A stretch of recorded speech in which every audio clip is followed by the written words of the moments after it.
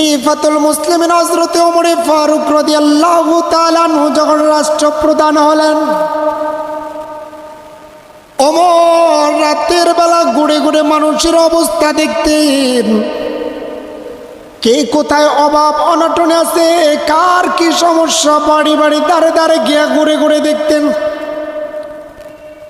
একদিন রাতে হযরত ওমর ফারুক রাদিয়াল্লাহু তাআলা আনহু রাস্তার ভিতরে বের হয়ে গেলেন। দূর থেকে দেখতে পাইলেন রাস্তার ভিতরে একজন আল্লাহর বান্দা একবার বাড়ির ভিতরে যায়, আবার তিনি রাস্তায় বের হয়। একবার বাড়ির ভিতরে যায়, আবার রাস্তায় বের হয়। বারবার এমন দৃশ্য দেখার পরে হযরত ওমর ফারুক রাদিয়াল্লাহু তাআলা আনহু এগিয়ে গেলেন।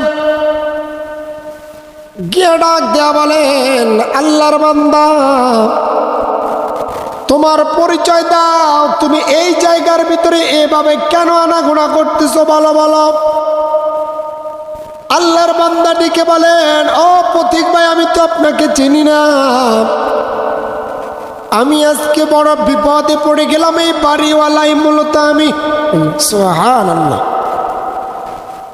আর বাড়িওয়ালা সেও তো ওমরকে চিনতে পায় না। ডাক দেয়া বলে, পথিক, এই বাড়ির মালিক মূলত আমি, তবে বড় একটা বিপদে পড়ে গেলাম। হযরত ওমর ফারুক রাদিয়াল্লাহু তাআলা আনহু ডেকে বলেন, কি বিপদে পড়েছো, বলো বলো। ডাক দেয়া বলে, কয় ভাই, আমার সহধর্মিনী স্ত্রী প্রসব ব্যথা শুরু হয়ে গেল, বাচ্চা প্রসব করবে, বাড়িতে আমি ছাড়া আর কেউ নাই। এই রাতের বেলা আমি কোথায় যাব, কে আমাকে সহযোগিতা করবে, আমিও তো অত কিছু বুঝি না।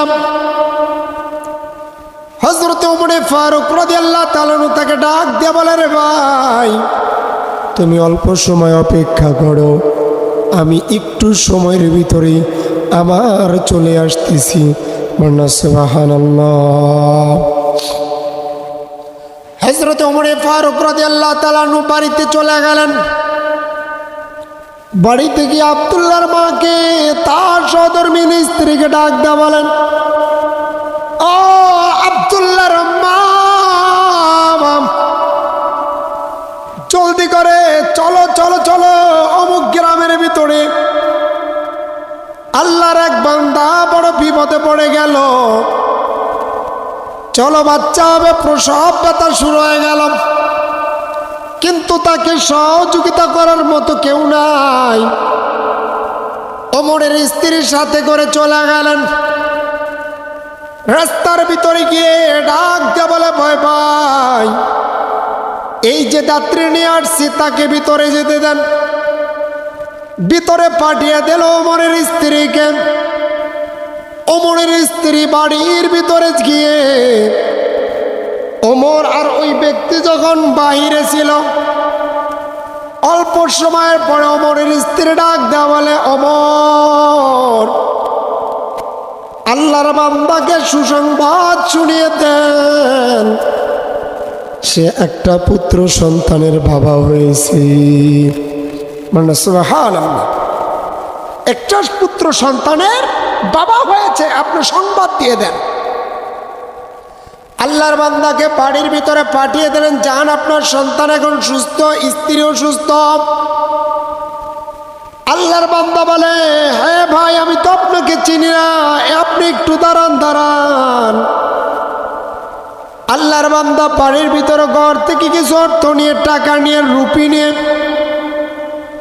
ওমরের কাছে এসে ডাক দেওয়া বলে, ভাই, আমি তো আপনাকে চিনি না, এই যে কিছু আপনার জন্য রুপিয়া আছে, টাকা আছে, অর্থ আছে, এই টাকাগুলো ওই দাত্রী মহিলাকে আপনি দিয়ে দেবেন। সুবহানাল্লাহ। হযরত ওমর ফারুক রাদিয়াল্লাহু তাআলা ডাক দিয়ে বলেন, ভাই, আপনি কি আমাকে চিনেন, আমি কে? লোকটা ডেকে বলে, না না না, আমি তো আপনাকেও চিনি না। কয়, আমি হলাম এই পৃথিবীর বাচ্চা, এই এলাকার খলিফা হযরত ওমর ফারুক সুবহানাল্লাহ। আমি হলাম ওমর। আর যে মহিলার জন্য আপনি টাকার ব্যবস্থা করতেছেন তিনি হলেন আমার সহধর্মিনী স্ত্রী আব্দুল্লাহর মা। ইনি হলো আমার স্ত্রী।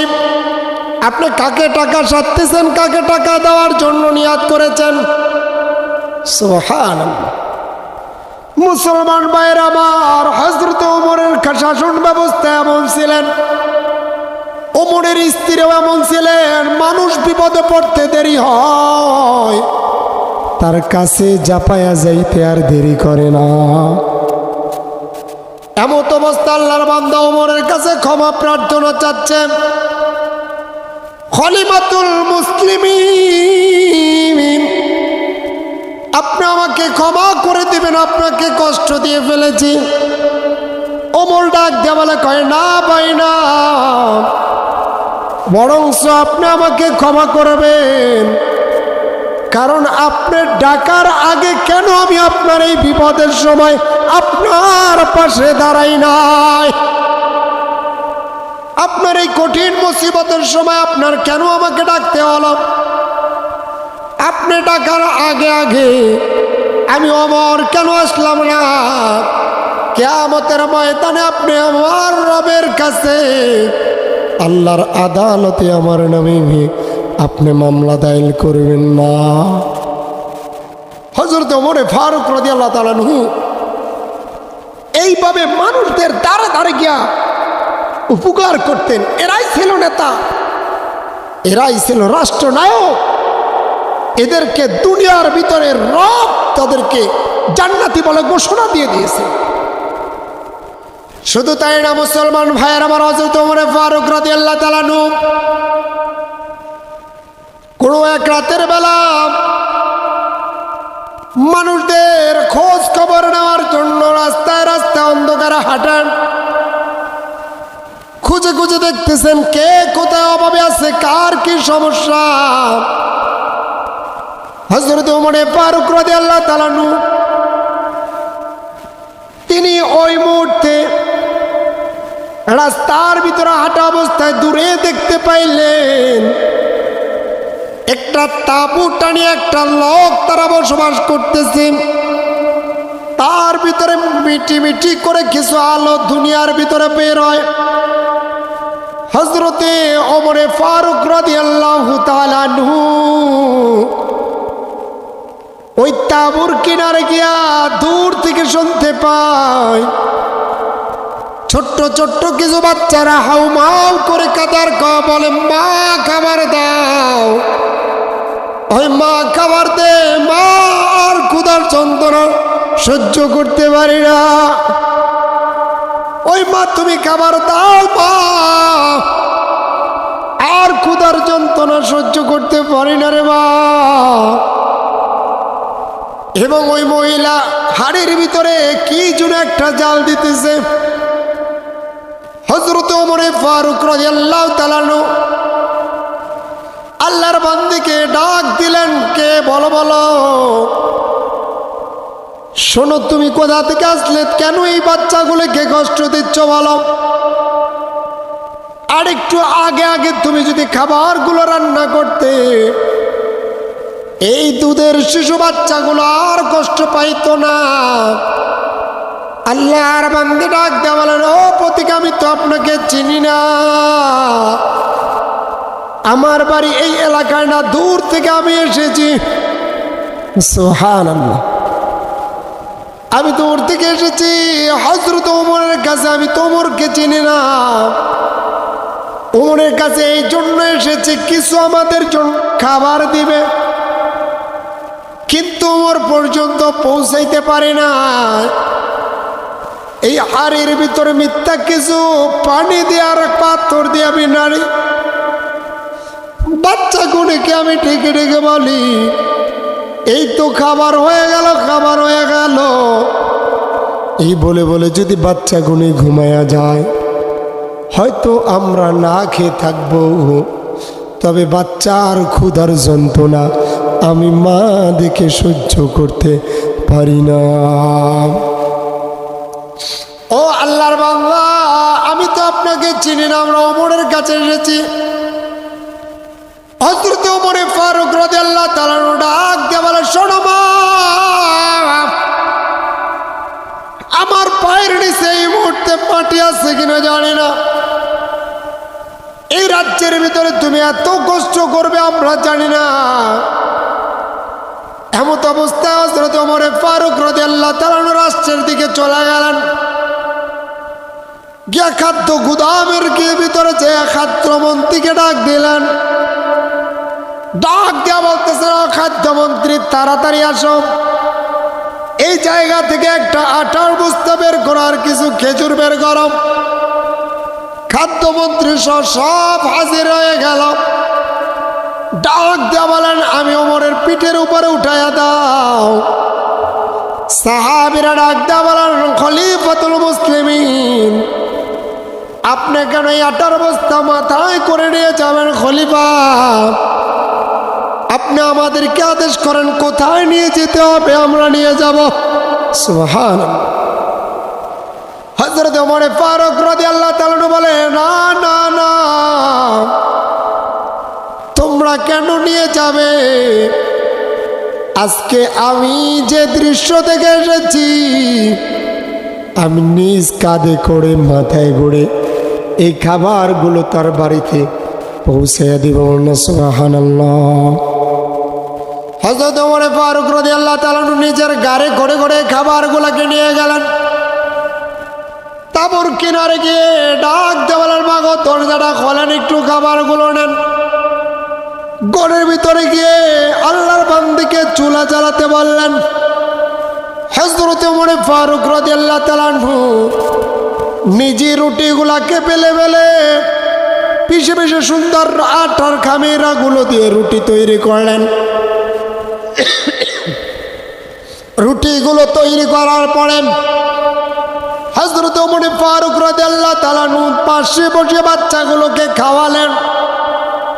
খাওয়ানোর পরে আল্লাহর বান্দা ডাক দিয়ে বলেন, ভাই, আমি তো আপনাকে চিনি না, তবে আপনি যে কাজগুলা করলেন এই এলাকার ভিতরে হযরতে ওমর যদি খলিফা না হয়ে আপনি হতেন তাহলে জনগণের উপকার হতো।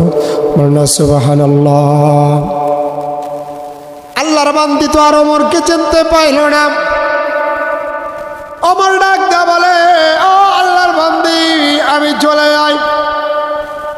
আল্লাহর বান্দী পথিককে ডাক দা বলে, পথিক ভাই, আপনি আমাদেরকে এত বিরাট উপকার করে ফেললেন, পথিক, আপনি বলেন বলেন আপনি কে, আপনার পরিচয়টা দেন।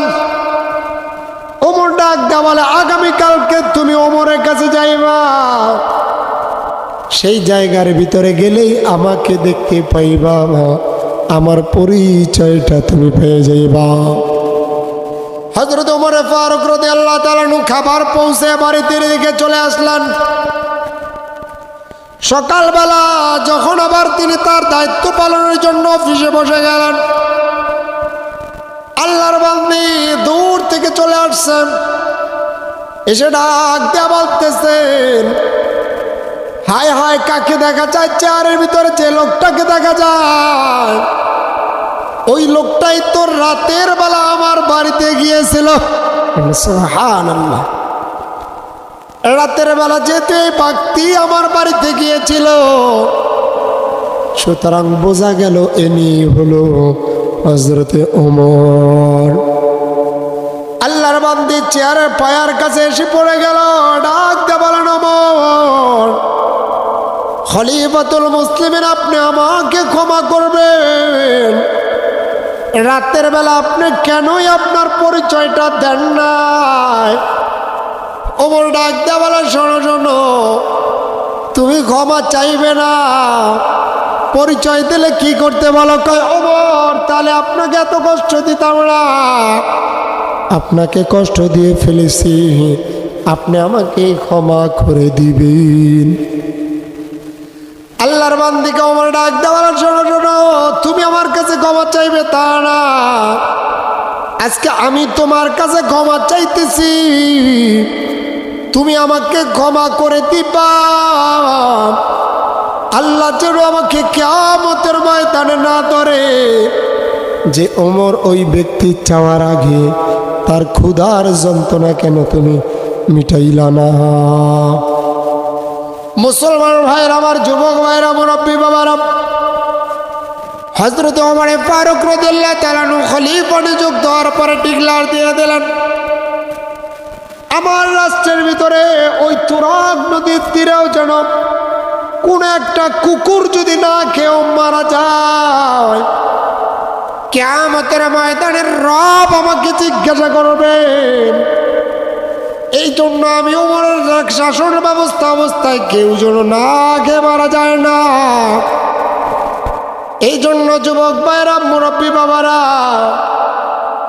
আজকে হাতে ধরি পায়ে ধরি আজ আমাদের রাষ্ট্রপ্রধানকে দেখা যায় কত মানুষ হত্যা করে ফেলতেছে ক্ষমতা টিকানোর জন্য।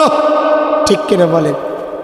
খুনি হাসিনা তার ক্ষমতা টিকানোর জন্য কত কৌশল যে অবলম্বন করেছে, কত মানুষকে গুম আর হত্যা করেছে। যে মানুষগুলোকে হত্যা করেছে একটাবার ভেবে দেখো। হ্যাঁ যুবকেরা, তোমরা কোন নেতার পিছনে দৌড়াও? কোন ক্ষমতার জোরে আজকে একজন আরেকজনকে শুট করে মেরে ফেলো?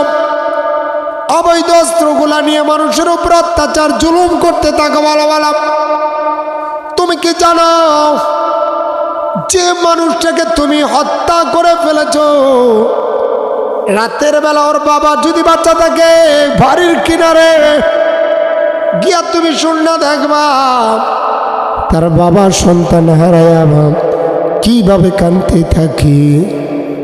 আর যদি তার কলিজার টুকরা সন্তান থাকে, সন্তানগুলোর দিকে তাকায় দেখবা আব্বু আব্বু বলে লাগে। স্ত্রীর দিকে তাকায় দেখবা তাদের পরিবারের কি অবস্থা হয়। তুমি তো স্বার্থের জন্য একজনকে হত্যা করে ফেললে। কে খাবে কে খাবে না এটা দেখার সময় নয়। আমরা দেখেছি আওয়ামী লীগের আসম রেজাউল আওয়ামী লীগের সময় মন্ত্রী ছিলেন। কয়েকদিন আগে দেখেছি সে ওই ইংল্যান্ডের ভিতরে সে ওই জায়গায় গিয়া ডাব খাইতেছে।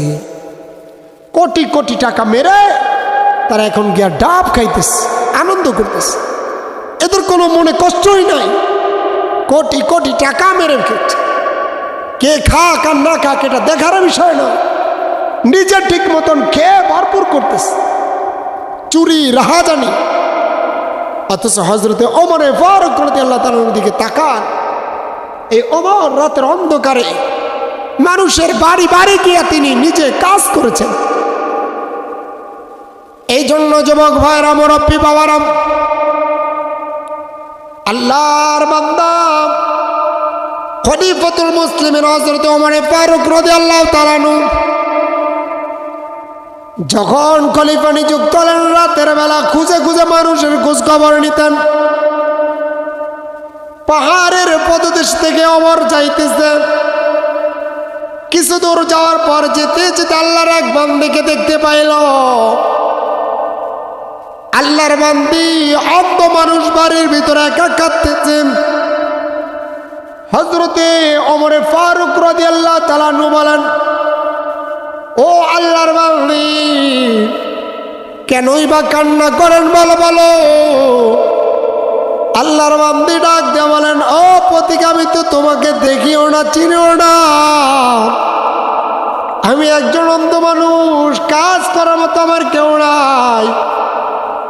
আমার একটা কলিজার টুকরো সন্তান নাই, আত্মীয় স্বজন কেউ নাই। ঘরের ভিতরে আমি একা একা পড়ে থাকি।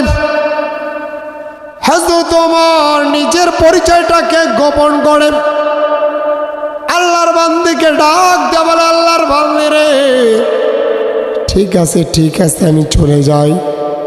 ওমর মনে মনে ধারণা করলো আগামীকালকে সকালবেলায় এই বান্দির কাজগুলোকে আমি ওমর নিজের হাতে নিয়ে নেব, নিজেই পরিষ্কার করবো। আমি খলিফা তাতে কি আলম।